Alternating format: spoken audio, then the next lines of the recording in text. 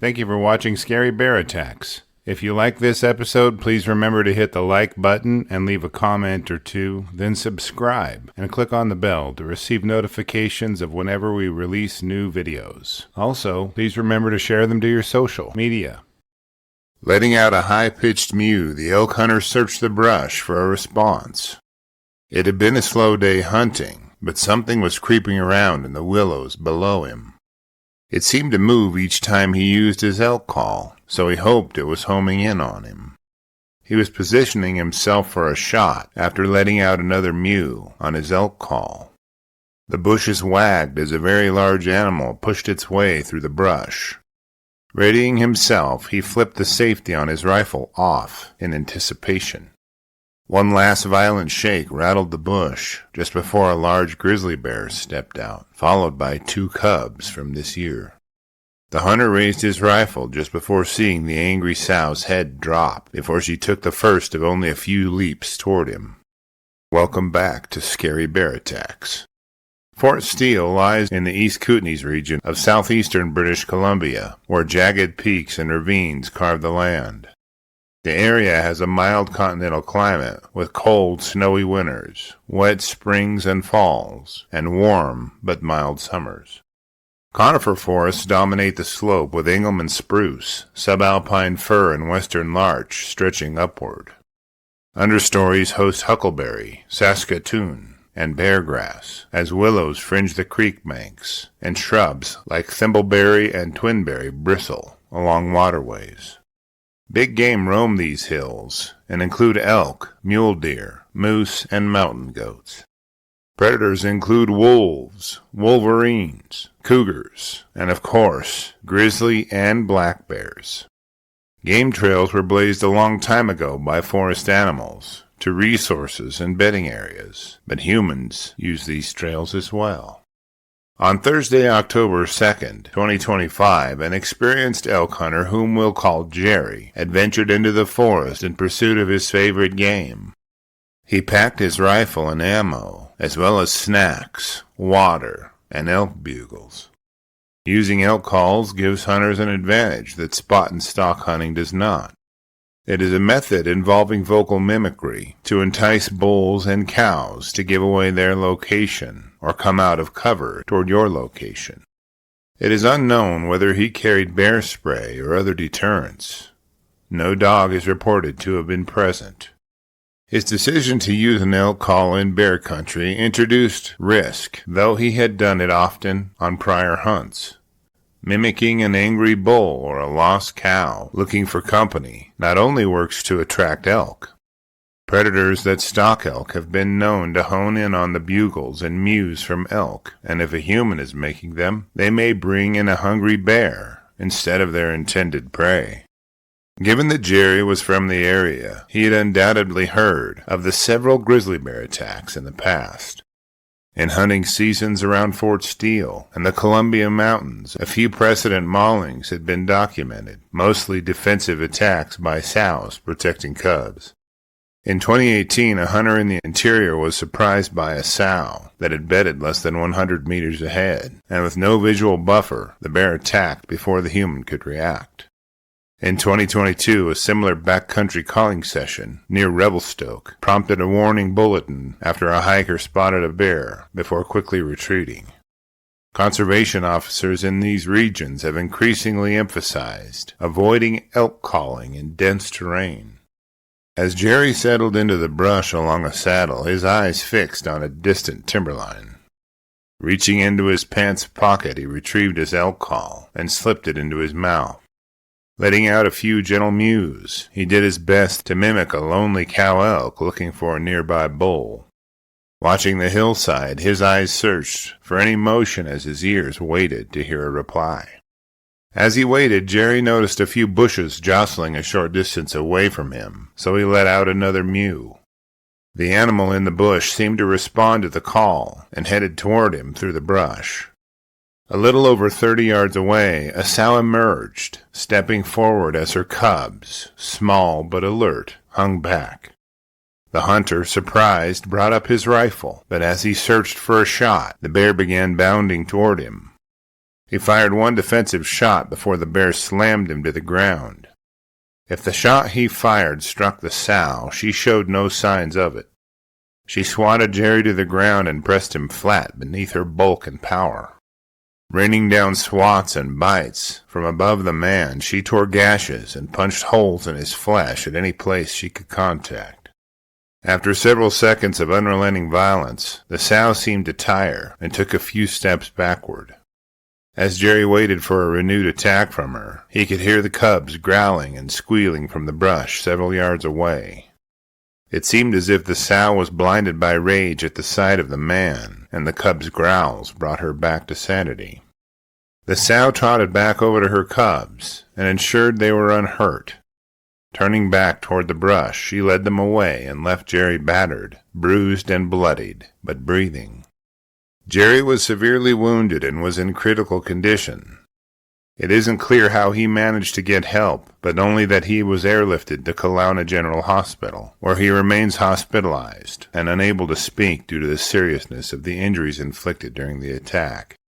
Conservation officers arrived hours after the attack to confirm if the sow was injured or not. They didn't want to leave a wounded bear in the wilderness, as she may be even more dangerous than before. A drone with FLIR scoured the area without success, and helicopter flights flew low across ridges as ground patrols combed for tracks, scat, and blood. After searching for evidence of the sow's injury for 2 days, the search was called off as no fresh bear sign emerged. Evidence suggests that the bear left the zone swiftly, perhaps spooked by the voices of first responders, the sound of helicopters or drones, or the scent of so many people. As for the sow's motives in attacking Jerry, she was clearly motivated by her motherly instincts to protect her cubs. There was no cached animal carcass nearby, and she did not linger near Jerry after wounding him, limiting the possibility of a predatory attack motive. She was simply defending herself and her cubs from a perceived threat. Speaking of cubs, our Cub Cheer membership on Patreon, linked below, will give you ad-free early access to episodes, photos, and notes. And the $3 per month goes a long way in helping me continue to produce educational and entertaining content like this. The province of British Columbia covers about 364,000 square miles and hosts somewhere between 10,000 and 13,000 grizzly bears over its territory. This is a bear population density of 1 grizzly bear per 8 to 19 square miles in the East Kootenays, where this attack occurred. The BC government records an average of 0 to 2 fatal or serious grizzly bear attacks each decade in southern zones like the Kootenays. Most of those are defensive encounters, with sows instinctively defending their cubs from a perceived threat, and most occur in the fall during hyperphagia. After reviewing the facts surrounding this episode, I'm left with a few questions for you. Do you think it's possible that the sow broke off the attack due to the effects of being struck by the bullet fired by Jerry? Do you think drones equipped with FLIR cameras are sufficient, or should the authorities have used hounds to track the bears? Would you use an elk call if you were hunting in bear country? I think I'd give it a try. I will gladly read and reply to your thoughts, so post them in the comments section below, and let's talk about it. The couple hiked their way through the morning mist as it slowly evaporated. The sun had crested the horizon and risen a little, chasing away shadows and revealing the beautiful scenery and mountain landscape. The unmistakable chill of a late autumn morning had them wrapped in 2 layers of clothing as they pushed further and further into the wilderness. Stands of bushes ebbed and flowed along the trail like waves lapping on a lakeshore.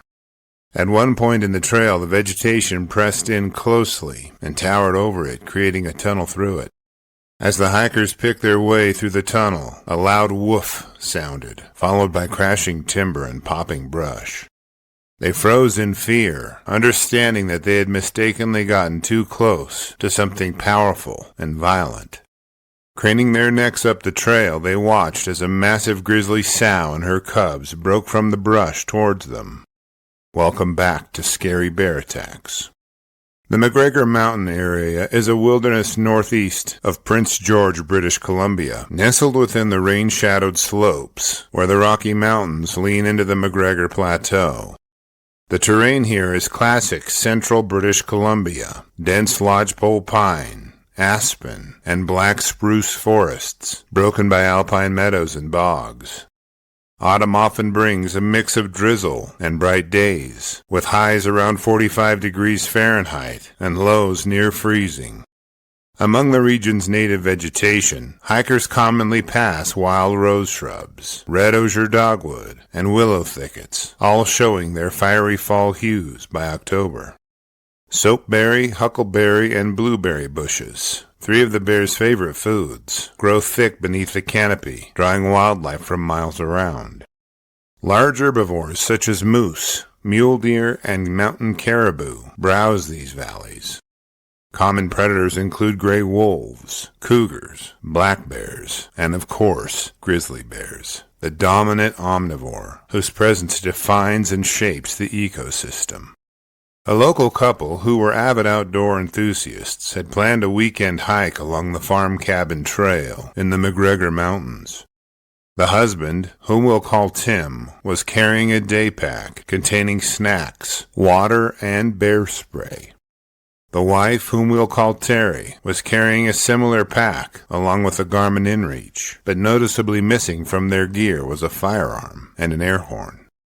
Before departing the town, Tim and Terry made sure to relay their expected travel route to friends and family.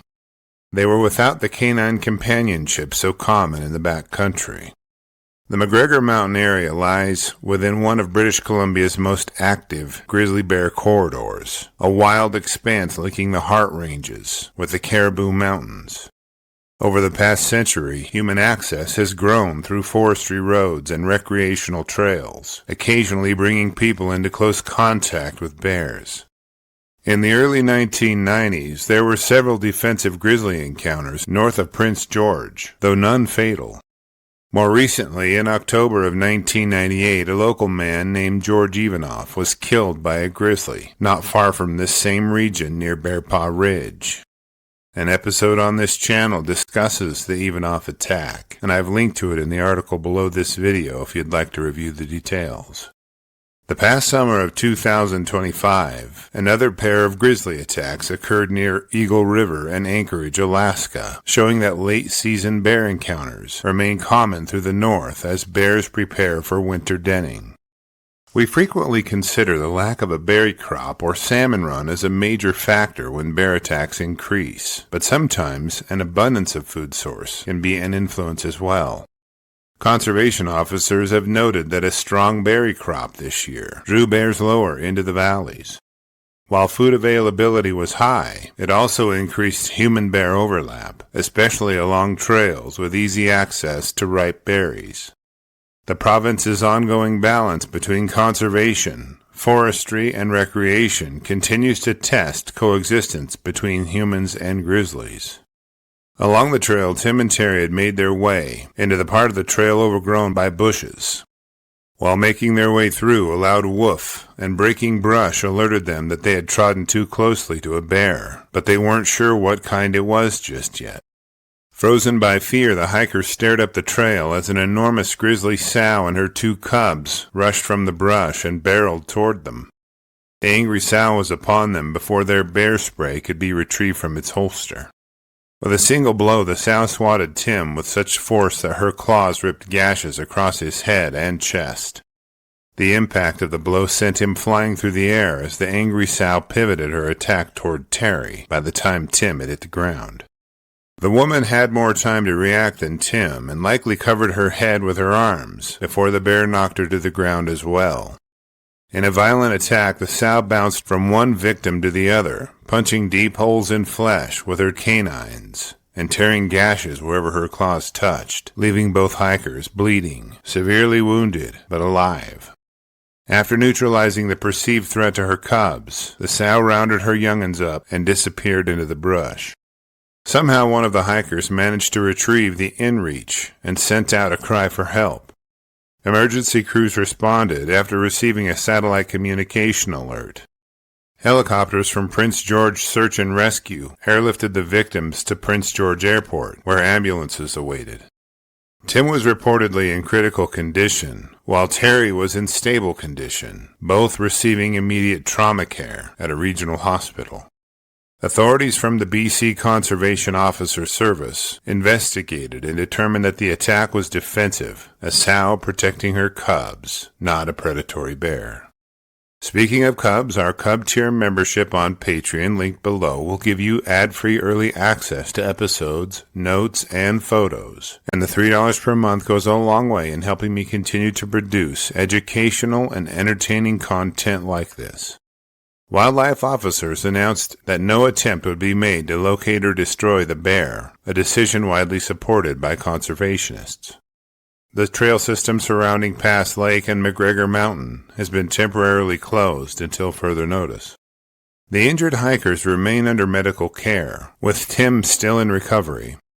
Their survival, by most accounts, is nothing short of miraculous, given the severity of the mauling and the remoteness of the area. British Columbia is home to an estimated 15,000 grizzly bears, spread across an area of roughly 371,000 square miles. About one bear for every 25 square miles. The population remains stable in much of the northern and central regions, though habitat pressures continue to affect southern populations. Between 2015 and 2025, provincial records show dozens of non-fatal bear attacks and several fatal incidents, most of them involving hikers or hunters in bear country.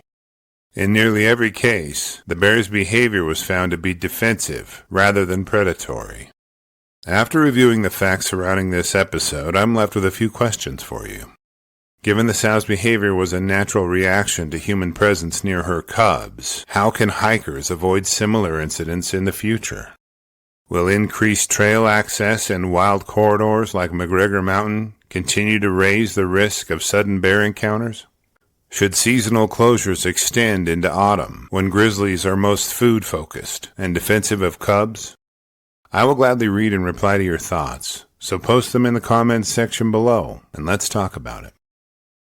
Waves lapped softly along the lake shore as a young couple made their way along the lakeshore trail. The evening air was cooling, and a chill settled in as the hikers adjusted their shoulder straps to get comfortable for a late-day push to a campsite. The trail had been rigorous, demanding, but rewarding with views that rivaled those from any location in the world. After adjusting their backpacks, they pushed on toward a bend near the lake shoreline. As the brush crowded in on both sides, the hikers were unwittingly being pressed into a dangerous funnel. The bushes began to rustle a few yards off the trail as the hikers froze in place. Watching two full-grown black bears step from the brush into the middle of the trail, the hikers knew they were now in a dangerous face-off with a deadly predator. Welcome back to Scary Bear Attacks. Glacier National Park, located in the rugged northwest corner of Montana, is a landscape defined by extremes. Snow-capped peaks, ancient glaciers, and forests of spruce, fir, and lodgepole pine dominate the scenery.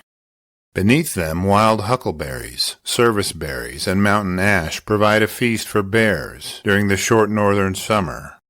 Elk, mule deer, and moose graze the valleys, while mountain goats and Rocky Mountain bighorn sheep balance on the peaks. Predators like wolves, cougars, and black bears lurk in the shadows. June brings melting snows and new life, but it also brings a restless hunger to the park's bears as they roam widely in search of food. At Two Medicine Lake, the South Shore Trail runs for about 4 miles as it circles the lake. It navigates the forests along the South Flats as well as the steep hillsides along the west and north aspects of the lake. In places on the trail, it narrows as brush crowds the edges, leaving neither predators nor people anywhere to flee confrontation. On June 26th of the year 2000, a 24-year-old man from Malmstrom Air Force Base, whom we'll call Danny, and his wife, whom we'll call Carol, ventured out for an evening hike near Two Medicine Lake. They were visitors enjoying the long summer twilight typical of Montana's high country. Neither expected trouble. The man carried no firearm and no bear spray, a common omission for casual hikers at the time. The couple had heard that black bears frequented the area, but Glacier's grandeur often numbs its dangers until they are suddenly and terrifyingly real. Glacier National Park has long been a place of uneasy coexistence between bears and people. Decades before this encounter, bear management practices were changing from the open dumps and roadside feedings of the mid-20th century to stricter food storage and backcountry rules. By the late 1990s, human-bear conflicts had declined, yet the park still logged several nuisance bears each summer. These individuals raided campsites, searched for food from dumpsters, or wandered too close to homes. In the weeks before this attack, rangers had temporarily closed the Two Medicine campground after reports of a bold black bear tearing into unattended backpacks. That same bear, as it turned out, would soon reappear along the South Shore Trail. Its boldness was not the instinctive caution of wilderness life, but the learned behavior of a bear associating humans with food, an increasingly dangerous pattern across the Rocky Mountain parks at the turn of the millennium. As Danny and Carol approached the home stretch of the trail, their progress was halted by a pair of curious and bold black bears. Stepping from the brush to the middle of the trail, the bears seemed to be full-grown, though medium-sized in stature. The hikers immediately stopped on the trail and waited for what they'd hoped would be the bears' departure. As the bears examined the hikers, the tension felt intolerable.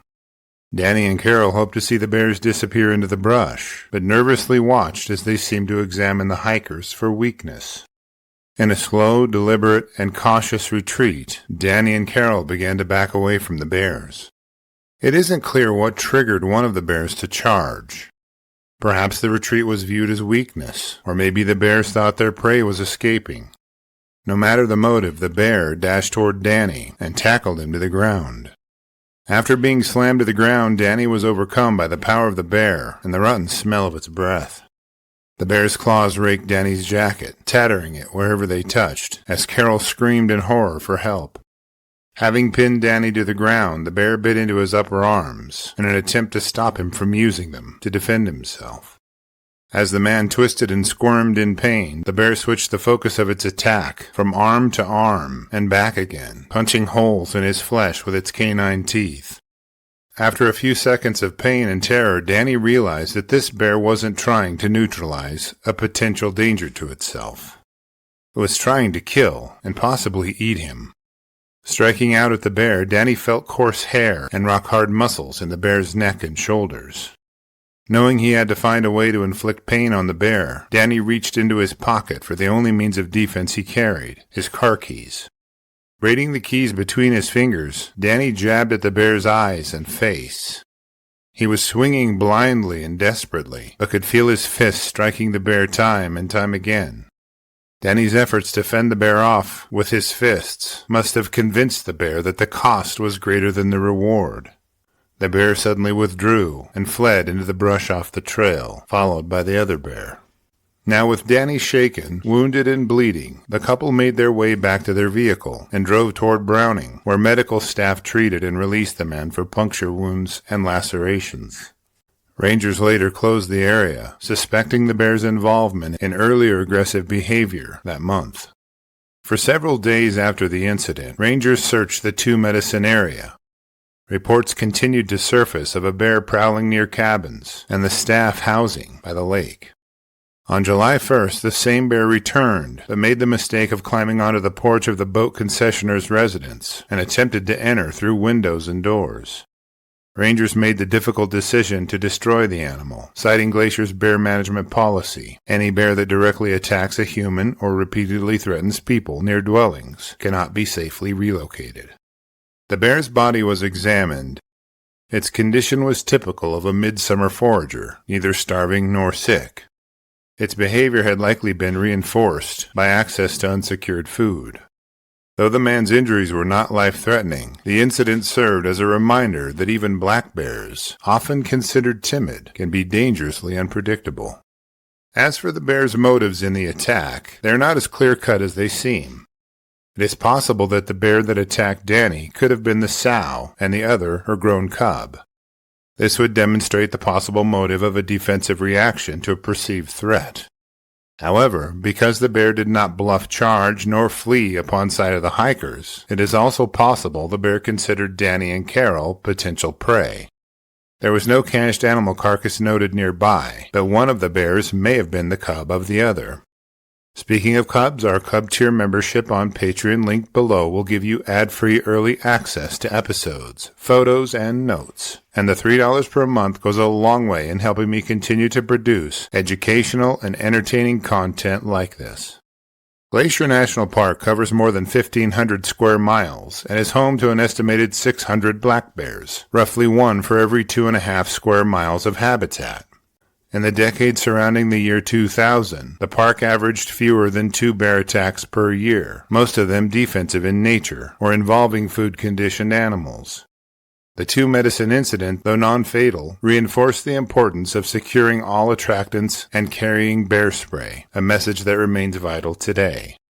After reviewing the facts surrounding this episode, I'm left with a few questions for you.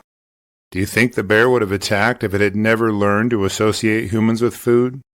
Is it possible that bears may attack defensively and later turn the attack into a predatory attack? Can you think of anything Danny and Carol could have done to avoid this attack? I will gladly read and reply to your thoughts, so post them in the comments section below, and let's talk about it. Thank you for watching Scary Bear Attacks. If you've enjoyed this episode, please consider clicking on the like button and clicking on the bell icon. We'll help you know when we post our new episodes. Posting our video links to your social media profiles furthers awareness, and it's fun. We slashed our prices in our merch store, linked below, so check out the bargains there while you shop. As a member of our human community, remember to adventure bravely and be careful out there, especially in bear country.